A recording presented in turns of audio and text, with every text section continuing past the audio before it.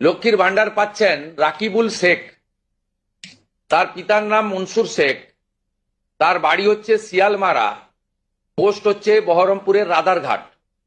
এই যে রাকিবুল শুভেন্দু অধিকারী যার নাম বললেন যে লক্ষ্মীর ভান্ডারের টাকা উপভোগ করেছেন, তিনি যদি নারায়ণ ভান্ডারের টাকা উপভোগ করতো আমার কিছু আপত্তি ছিল না, কিছু বলারও ছিল না। কিন্তু সমস্যাটা হয়ে গেছে তিনি লক্ষ্মীর ভান্ডারের টাকা দীর্ঘদিন উপভোগ করেছেন। এবার আপনি কাকে দোষ দেবেন? এই যে রাকিবুল যিনি এতদিন ধরে টাকাটা উপভোগ করেছেন তাকে, নাকি সেই সময় যারা তত্ত্বাবধানে ছিল তাদের? মানে এত বড় ভুল হয় কি করে?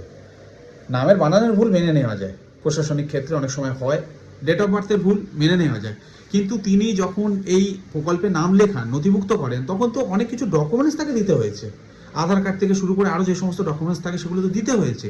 তো সেগুলো কি ভ্যারিফিকেশন হয়নি? মানে এইভাবে প্রকল্পের নাম এন্ট্রি করা হতো যে সে পুরুষ কিনা মহিলা? ব্যাকগ্রাউন্ড চেক তো বাদই দিলাম, যদি পুরুষ এখানে টাকা পেতে পারে তাহলে কি চেক হয়েছে সেটা আমরা বুঝতে পারছি।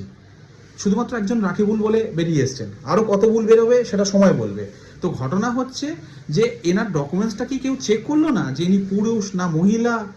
মানে এলো, নাম এন্ট্রি করলাম, পরের মাস থেকে লক্ষ্মীর ভান্ডারের টাকা সে উপভোগ করতে লাগলো। মানে এইভাবেই কি টাকাগুলো, আমাদের ট্যাক্সের টাকাগুলো কোনো কিছু না ভ্যারিফিকেশন করে, কোনো কিছু না দেখে দিয়ে দেওয়া হয়েছে? মানে এটা কি বিশ্বাসযোগ্য? এটা কোনো প্রশাসনিক স্তরের কাজ হতে পারে? দেখুন, আপনারা বলতেই পারেন যে একটা ছোট্ট ভুল হয়ে গেছে। প্রথমত বলি, এটা কোনো ছোট ভুল না।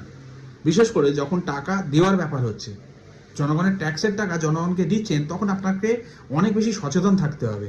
আর ভুল আমি সেই লেভেলে মেনে নিতাম যদি নামের ভুল হতো, যদি তার গ্রাম বা শহরের নাম ভুল হতো, বা অন্য কোনো কিছু মাইনর কিছু প্রবলেম থাকতো, সেগুলো মেনে নেওয়া যেত।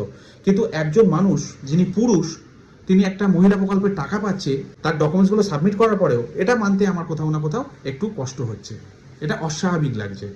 তাই আমি বলছি, দোষ কাকে দেবো? এই রাকিবুলের মতন লোকদের, নাকি সেই সময় যারা তত্ত্বাবধানে ছিল তাদের?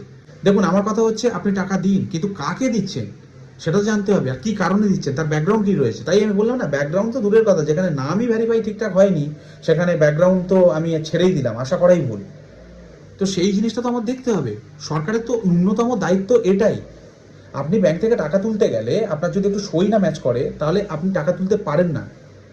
এতটা কড়াকড়ি আপনার নিজের ব্যাপারে। তাহলে যখন সরকার কাউকে দিচ্ছে জনগণের টাকা, ট্যাক্সের টাকা, তাহলে তো এখানে অনেক বেশি সচেতন হওয়া প্রয়োজন ছিল। জাস্ট একটা বেরিয়েছে, এরকম যদি আরও 10,000 বেরোয় তাহলে বুঝতে পারছেন কত টাকা তজরূপ হয়েছে।